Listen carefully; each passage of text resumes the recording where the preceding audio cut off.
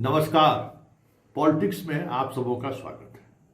और आज हम पॉलिटिक्स में बिहार की उस पॉलिटिक्स की चर्चा करने जा रहे हैं जिस पॉलिटिक्स के सहारे पिछले 20 वर्षों से लालू परिवार को बिहार के सियासतदान और बिहार की जनता सत्ता से दूर रखे हुए है। 2015 में नीतीश के साथ चुनाव लड़े तो भले वो सत्ता में आ गए, फिर बीच में भी हाल में वो सत्ता में आए, लेकिन जिस तरीके से लालू खुद 90 के बाद जीतते रहे वो दौर फिर लौट के नहीं आया। वो सियासत क्या था? जंगल राज। वो सियासत क्या था? अपहरण राज। वो सियासत क्या था? गुंडागर्दी। वो सियासत क्या था? भ्रष्टाचार। वो सियासत क्या था?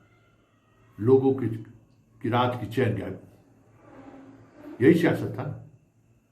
और उस सियासत का नैरेटिव 2005 के बाद इस तरीके से बिहार में बिछाई गई कि उससे यह पार्टी 2025 में भी उबर नहीं पाया। हालांकि इस बार बहुत बेहतर मौका था, लेकिन इनके अपने ही लोगों ने कट्टा से गोली मार दो क्या क्या गीत बनाना शुरू कर दिया। और गीत ही नहीं बनाया, इनके विधायकी का चुनाव लड़ रहे प्रत्याशी अपने मंच पर से आकर गीत गवाना शुरू कर दिया। जो इनके हार की एक वजह है या जो इनको आज भी सत्ता से दूर किए हुए है, यादव का गुंडा राज, यादव का आतंक राज। कितना आतंक और गुंडा राज था मुझे नहीं पता है। उस दौर में हम बिहार से बाहर थे या बिहार में भी थे तो उस तरीके से हम लोगों के इलाके में इस तरीके की चीजें देखने को नहीं मिली। लेकिन एक इमेज बना, एक परसेप्शन बना, जिसको हर चुनाव में भुनाने की कोशिश हुई। और इस बार मौका तो हमें लगता है कि यादव ने ही दे दिया। और यही वजह रही कि बिहार में सारे नैरेटिव फेल होने के बावजूद भी अंततः कुछ गीत के ऐसे चल पड़े, कुछ ऐसी वारदात हो गई कि फिर से लोगों के जेहन में जंगल राज का एहसास कराया गया और लोग एहसास करने भी लगे। और उसका चुनाव फर्स्ट फेज पर बखूबी दिखा है। भले आरजेडी वाले कह रहे हो कि जब भी वोट प्रतिशत बढ़ा है बिहार में सत्ता परिवर्तन हुआ है और आरजेडी को लाभ मिला, वाकई में ये हुआ है। लेकिन उस दौर में आरजेडी का मतलब होता था पिछड़ों की पार्टी। उस दौर में सिर्फ यादव और मुसलमानों की पार्टी आरजेडी नहीं थी। ये जो जीन था ना, ये अति पिछड़ा महादलित, यही तो जीन था। जैसे जैसे ये जीन उनसे दूर होता चला गया, उनकी राजनीति का अवसान होता चला गया।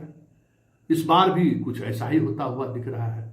लेकिन जिस वजह से ये चीजें हुई, हमें लगता था कि इस बार तेजस्वी वो परहेज करेंगे, लेकिन ऐसा होता हुआ नहीं दिखा।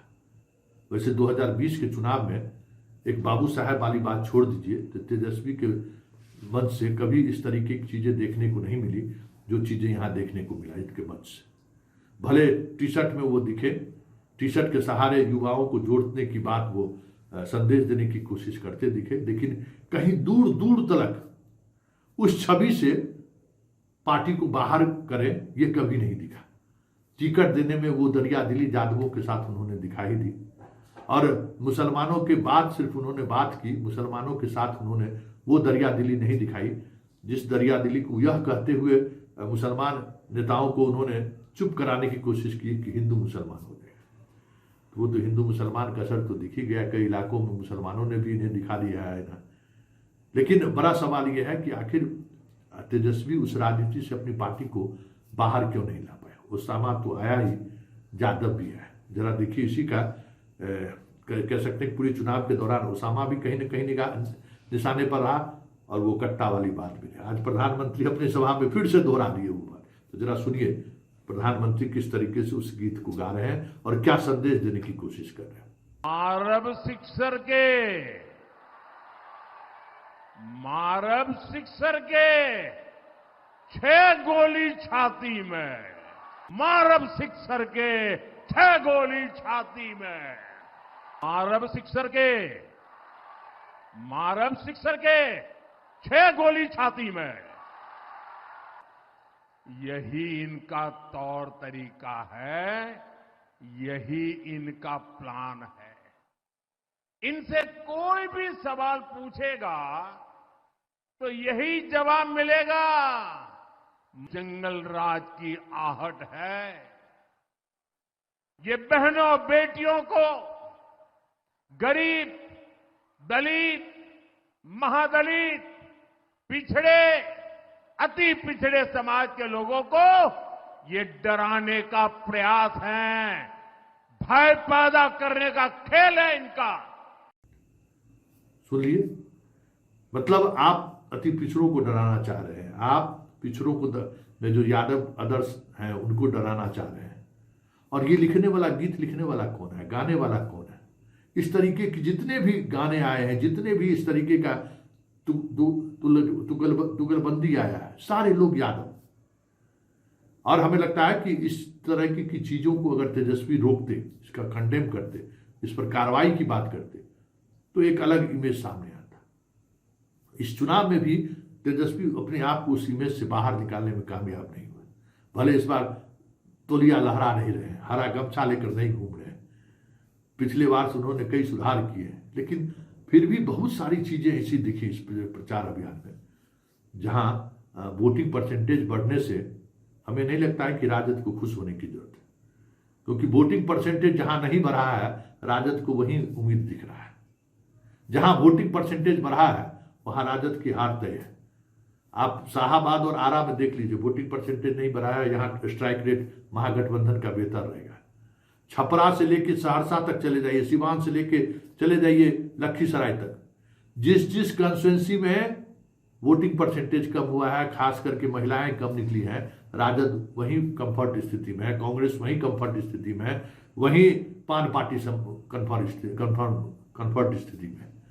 यूं कहिए कि एक पान पार्टी के जोड़ने से भले उत्तर बिहार के कुछ इलाकों में ये लड़ाई में दिख भी रहे हैं, नहीं तो इस बार जिस तरीके से टिकट वितरण हुआ और यादवों का जो एग्रेशन रहा, 2010 वाली स्थिति बन जाती तो कोई बड़ी बात नहीं हो।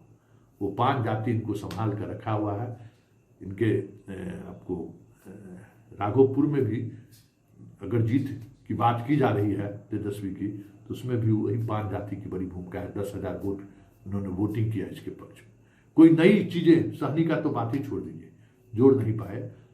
और जो जोड़े भी गए, जो लोग जुड़ा भी, बदलाव के युवा, वो कहीं न कहीं यादव के इस उद्दंडपना के कारण, यादव के इस तरीके के गीत संगीत के कारण इनसे दूर हुआ। और इसका असर 2025 के विधानसभा चुनाव परिणाम पर अवश्य दिखेगा, ये भी तय मानिए।